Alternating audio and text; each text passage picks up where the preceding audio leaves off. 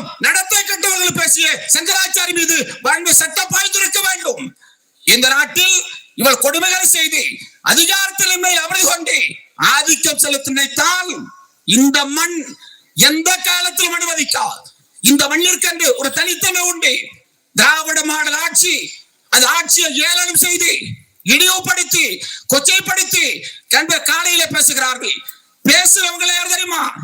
எங்களுக்கு எங்களுடைய தலைவர் நாகரிகத்தை கற்று தந்திருக்கிறார், பண்பாட்டை கற்று தந்திருக்கிறார். மேடையில் அவன் இவன் என்ற சொல்லை பயன்படுத்த கூடாதுன்னு உலகத்திலேயே தனது தொண்டர்களை பார்த்து சொன்ன ஒரே தலைவர் வீரமணியை தவிர வேறு எவரும் கிடையாது. இது நாகரிகமான மேடை, ஒரு பண்பாட்டு மேடை. அதனால்தான் இன்னும் நாகரிகமாக பேசுகிறோம், இன்னும் பண்பாட்டோடு பேசுகிறோம். இன்றைக்கு நண்பர்களே அமைதியாக இருக்கிறோம். நீங்கள் எதை எடுக்க வேண்டும் என எண்ணுகிறீர்களோ, பெரியார் சொன்னார், புல்லேந்திய பார்ப்பான் வாழேந்த எண்ணுகிற போது வாழேந்திய திராவிட இனம் எதை ஏந்தும் என்பதை பார்ப்பான் தான் தீர்மானிக்க வேண்டும்.